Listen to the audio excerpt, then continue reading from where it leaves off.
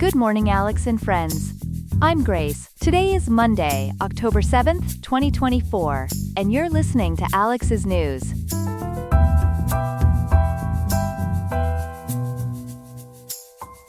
The weather in Riverside is going to be scorching today, with a high of 99.5 degrees Fahrenheit and a low of 85.5. Make sure to stay cool and hydrated. Coming up on Alex's News, we'll explore the impact of Texas's abortion ban on emergency medical care. We'll also look at how mixed-income housing developments could transform affordable living options. Plus, we'll delve into a groundbreaking discovery in the field of microRNA and its potential to revolutionize medicine. Stay tuned for these stories and more on Alex's News.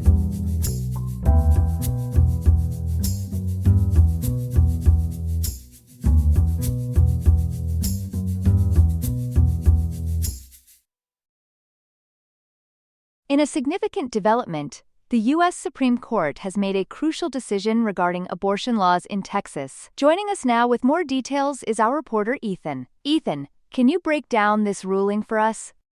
Certainly, Grace. On October 7, 2024, the Supreme Court chose not to intervene in a case involving Texas's strict abortion ban. This decision effectively upholds a lower court ruling that prevents hospitals from being required to perform emergency abortions that would violate Texas state law.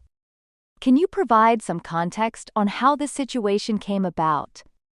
Of course, this case stems from the Supreme Court's decision to overturn Roe v. Wade in 2022. Following that landmark ruling, several states, including Texas, implemented strict abortion bans. Texas, in particular, enacted laws such as the Human Life Protection Act and the Heartbeat Act, which severely restrict abortions in the state. How does this ruling conflict with federal guidance?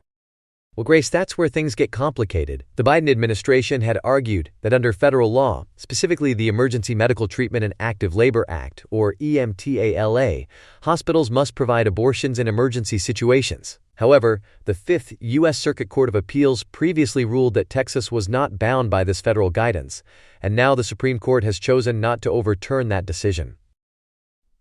I see. But doesn't Texas law allow for some exceptions in life-threatening situations? Yes, it does, but these exceptions are narrowly defined and have been subject to various interpretations. According to reporting from the Los Angeles Times, Texas law only permits abortions when the pregnant patient faces a life-threatening physical condition aggravated by, caused by, or arising from a pregnancy. This exception applies if the patient is at risk of death or substantial impairment of a major bodily function. That sounds quite restrictive. How has this affected healthcare providers in Texas? It's created a significant amount of uncertainty and fear among doctors, Grace. The Texas Supreme Court has clarified that only a physician can decide whether a pregnant woman has a life-threatening condition necessitating an abortion. However, as ABC News has uncovered, the court hasn't provided clear guidance on when exactly this exception would apply during a patient's deteriorating health. So, what are the potential consequences for doctors who perform abortions in Texas? The consequences can be severe. Physicians who perform abortions outside of these narrow exceptions could face up to 99 years in prison, significant fines, and the loss of their medical licenses. This has led many doctors to be extremely hesitant about performing abortions, even in emergency situations. That's certainly a challenging situation for healthcare providers. What are the implications of this Supreme Court decision for pregnant women in Texas? This decision means that hospitals in Texas cannot be compelled to perform abortions that would violate state law, even in emergency situations where federal law might otherwise require such treatment. This could potentially lead to delays or denials of necessary medical interventions for pregnant women with serious complications. Thank you, Ethan, for that comprehensive breakdown of this complex issue. We appreciate your insights on this important story. You're welcome, Grace. It's certainly a situation that will continue to evolve, and we'll keep monitoring any further developments. Thank you, Ethan. And now let's move on to our next story. We turn now to a story that's been making waves in the housing sector. A new approach to public housing is gaining traction across the country, and it might just be the solution we've been waiting for. Joining us to discuss this innovative model is our housing correspondent, Chloe. Welcome, Chloe. Thank you, Grace. I'm excited to share what I've learned about this groundbreaking approach to affordable housing. Let's start with the basics. What exactly is this new model? And where is it being implemented? Well, Grace, we're talking about mixed-income public housing, and it's currently making headlines in Montgomery County, Maryland, just outside Washington, D.C. According to NPR, they've launched a project called Hillendale Gateway, which will include 463 apartments designed to create an inclusive community with affordable housing options for all income levels. That sounds promising. How does this differ from traditional public housing models? The key difference lies in its financing and income mix. Montgomery County has created a $100 million revolving fund to finance its own housing projects. This approach allows them to bypass the need for federal funds or private investors, resulting in cheaper financing with lower rates of return. Additionally, the development includes both market rate and subsidized units, with the higher rents helping to subsidize the lower ones. Interesting. Are there any other notable features of this project? Absolutely. The housing includes accessibility features and luxury amenities, which significantly improves the quality of life for residents across all income levels. This is a far cry from the often stigmatized image of public housing. It certainly sounds like a step up. Is this model gaining traction elsewhere in the country? Yes, it is. According to reports, cities and states including Atlanta, New York, Massachusetts, Chicago, and Chattanooga are either considering or have already adopted similar models of locally financed public housing. It's generating quite a buzz in urban planning circles. That's impressive, but surely there must be some challenges to implementing such a model? You're right, Grace. There are several challenges to consider. For one, these developments often rely on complex funding mechanisms, combining public, private, and nonprofit sources. There are also zoning considerations, the need for strong community support, and regulatory hurdles to overcome. Additionally, developing mixed-income housing is often more expensive than building market-rate housing due to the complexity of financing and regulatory processes. Those sound like significant hurdles. Are there concerns about how well different income groups will integrate in these communities? That's a great question, Grace. There are indeed concerns about whether meaningful social interactions occur across different income groups. There's also the potential issue of displacement, where existing public housing residents might be pushed out to make way for these new developments. Given these challenges, what evidence is there that this model can be successful? Despite the challenges, there's promising evidence of the benefits.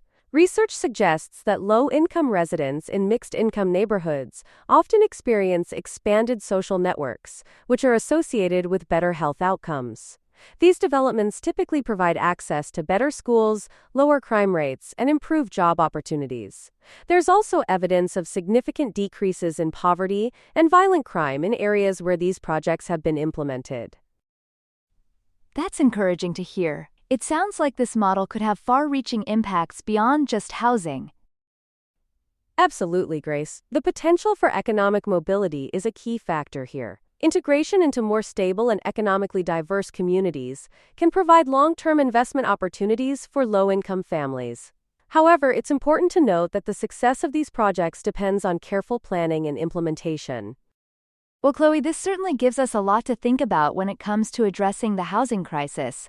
Thank you for bringing us up to speed on this innovative approach. My pleasure, Grace.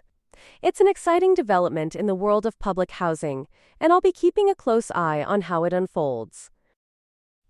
Thanks again, Chloe. We'll be sure to check back with you for updates on this story. Here are some other headlines. A Russian court has sentenced 72-year-old American Stephen James Hubbard to nearly 7 years in prison for fighting alongside Ukrainian forces. Hubbard is the first U.S. citizen convicted of mercenary charges in the conflict. Ukraine's military has struck a major oil terminal in Russian-occupied Crimea, targeting a key fuel supply for Russian forces. President Zelensky called it part of an important new phase in the war. Philip Banks, New York City's deputy mayor for public safety, has resigned amid an ongoing federal corruption probe into Mayor Eric Adams' administration. This follows other high-profile departures, including the school's chancellor and police commissioner. Vice President Kamala Harris appeared on the Call Her Daddy podcast, strongly criticizing former President Trump's statements on abortion as a bold-faced lie. She highlighted challenges faced by women in states with abortion restrictions and addressed personal attacks against her. Donald Trump has proposed several tax cuts as part of his 2024 campaigns, including eliminating federal taxes on tips, overtime pay, and Social Security benefits. Experts estimate these proposals could cost between $6 minus $10 trillion over a decade. We're continuing our coverage of the Nobel Prize announcements. Our next story focuses on the Nobel Prize in Physiology or Medicine. Joining us now is our science correspondent, Ethan. Ethan, can you tell us about this year's winners?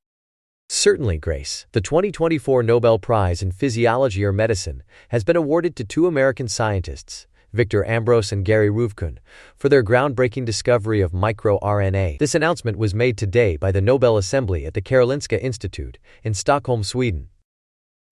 That's fascinating, Ethan. Can you explain what microRNA is and why it's so important?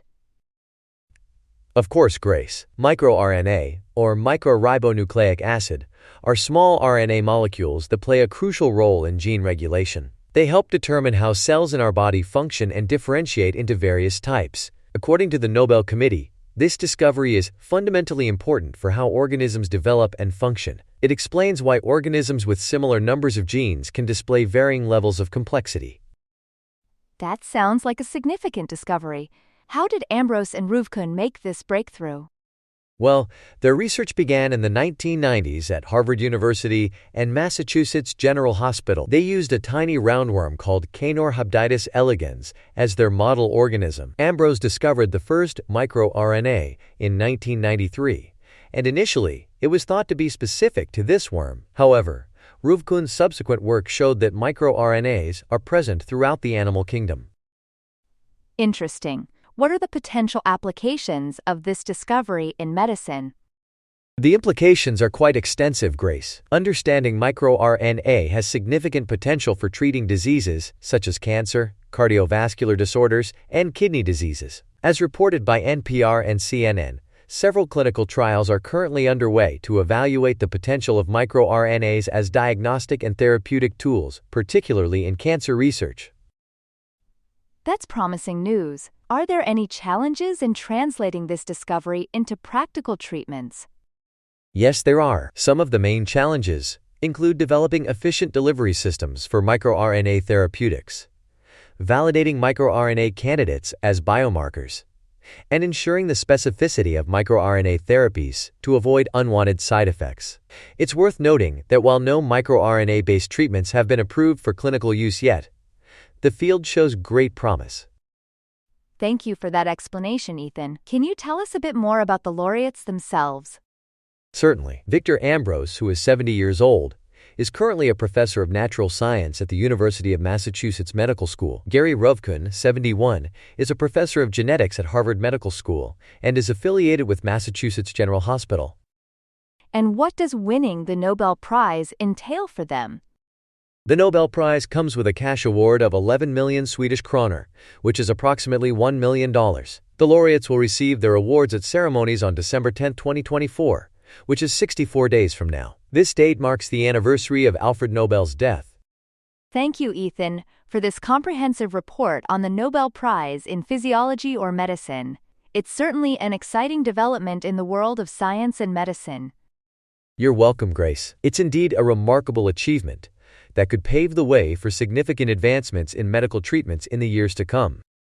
Thank you once again, Ethan, for sharing your expertise on this fascinating topic. That's all we have for now. Today's episode was made by Alexander King with Claude Sonnet 3.5, the Perplexity API, and the Google Cloud Text-to-Speech API. I hope you have a great day. I'll see you tomorrow, Alex.